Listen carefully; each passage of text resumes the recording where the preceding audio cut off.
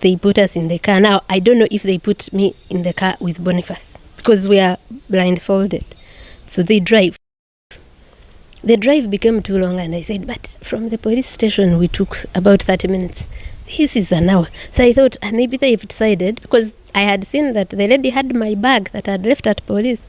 So I think that maybe they have come to take us direct to the airport.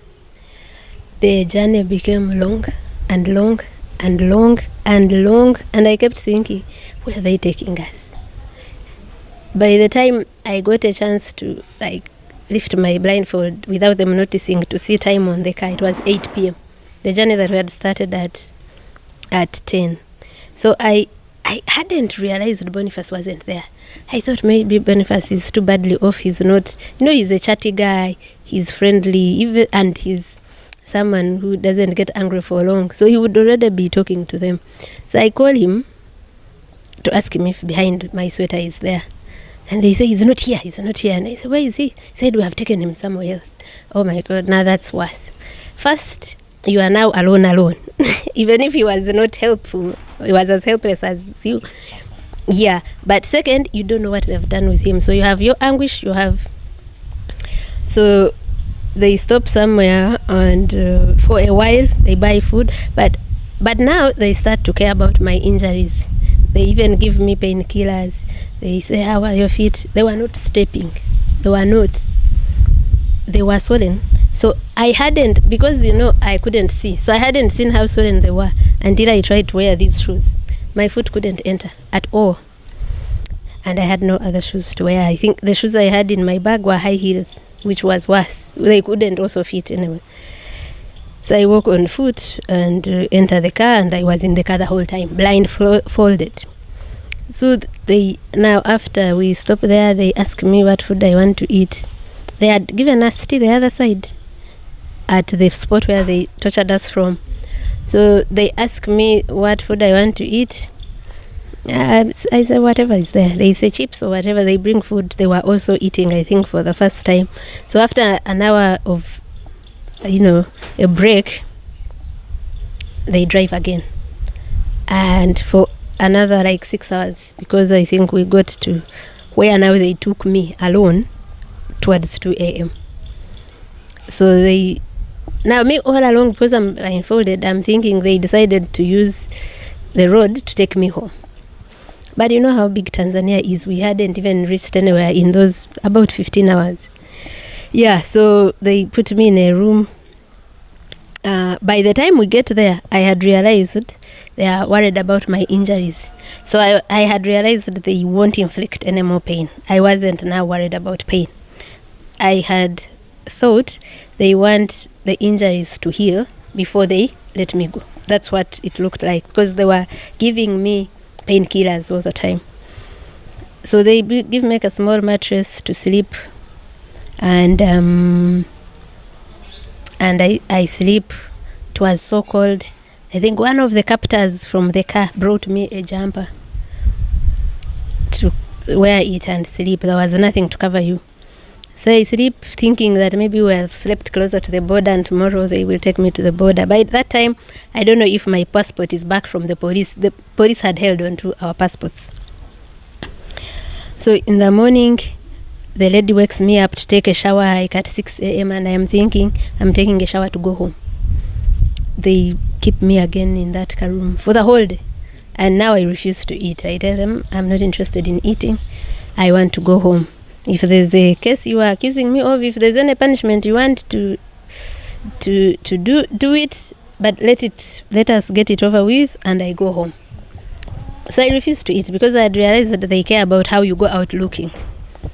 I refuse completely. That one of them turns himself into a nice guy and lies that he's from there. At first I didn't know. I got to know when they put me back in the car yesterday. That's when I got to know that he was one of them. So he comes, begs me, we have done everything we can, you are going home, we are only waiting for your passport from Dar es Salaam. So now I realize, yeah, that makes sense. I can't live without my passport. If it is coming, let me be calm. But also Dar es Salaam, if it is the same journey of 15 hours, that means I'm still here. Now that was on Wednesday. So yesterday, Thursday, I wake up, I still refuse to eat. And I say, if we are going today, don't worry. I will not die in 2 days. I'll eat at home. That guy who was now playing nice keeps saying, they are almost here. Don't stress yourself. For us, we intervened and said, these are human beings. You can't treat visitors like this. The image of TZ. Long story short, I think at around 4 or 5, the car comes. And they blindfold me. The lady, before she comes to pick me up. But I've spent most of the last 4 days blindfolded. 90% of it, they were opening when I was going to eat, and then, or when I have take medicine. Yeah, so they put me in the car and drive again. It was still a long journey. We started it at around 5.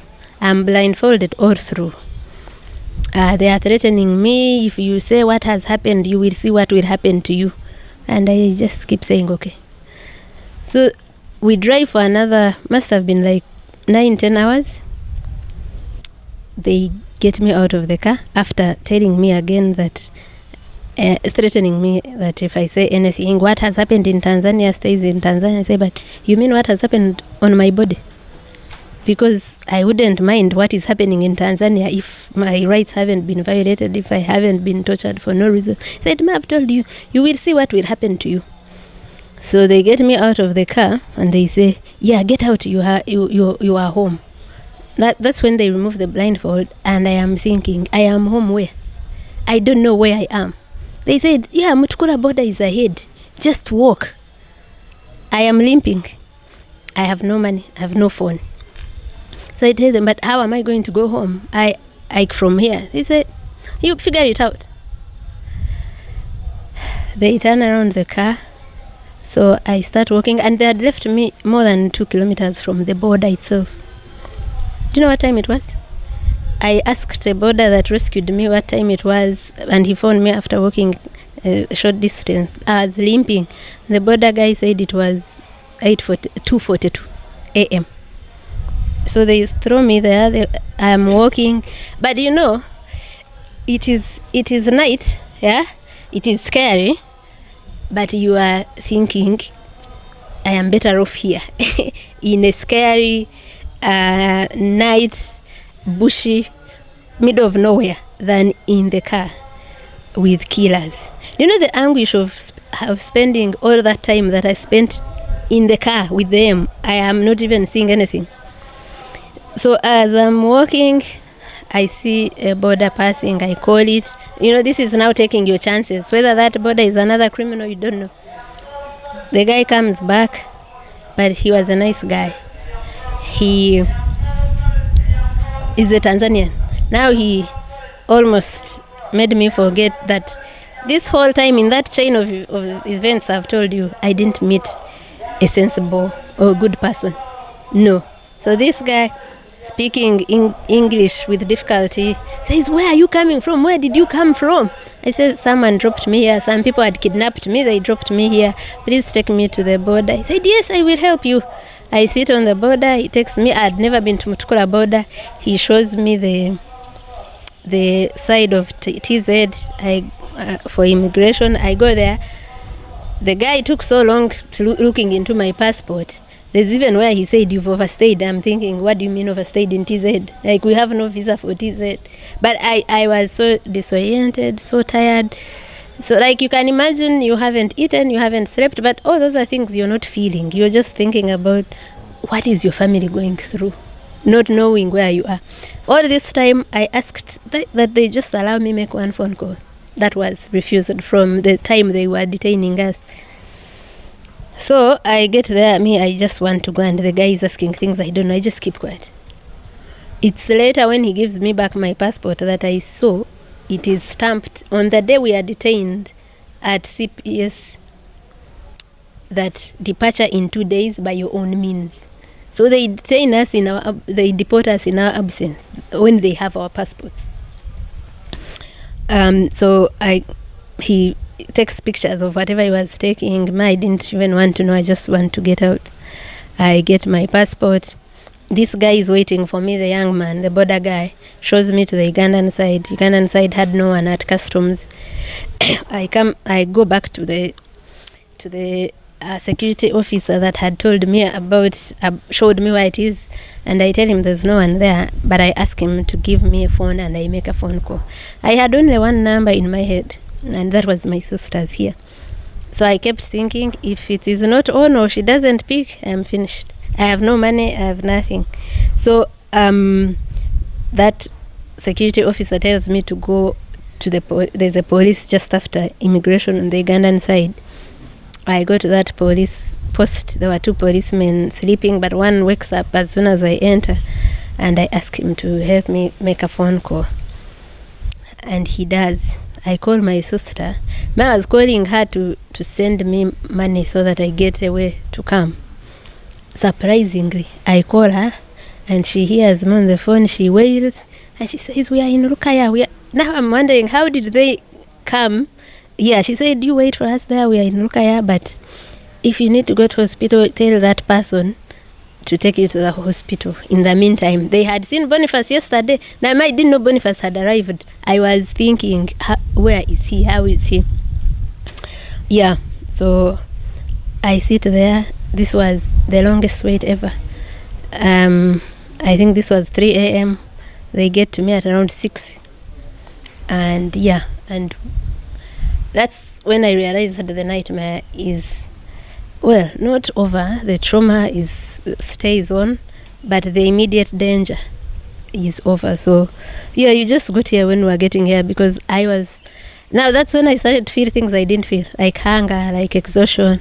So I told them I need to eat something, and from Masaka we came. Yes, so much. Like I don't believe in people getting away with that impunity. I didn't tell you what I need for you to capture. What shocks me in Tanzania, and we've seen impunity here, and kidnaps and torture, but that you are in an office, a public office, with public officials who picked you at your hotel, where they left other people that they told they are going to question you.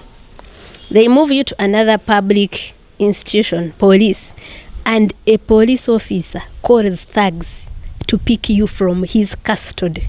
He's the one accountable for you. He's the one responsible for you.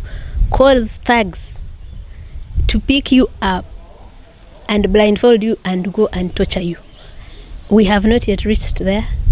And me, I think that I was really in my heart laughing at them when they were threatening me not to say something. For me, my desire to get justice, either for me or for other people, supersedes any fear. Because at least if you're warning me before you did what you've done to me, but you've already done your worst, what more will you do? But also, why should we let people abuse power to that level, abuse people's rights to that level, violate us to that level? So yeah, I'm going to just rest. I need to go to the hospital and get medical examination. After that, the good thing is there's time to put that together. I am going to definitely do that. I wanted to show you some of the marks that they failed to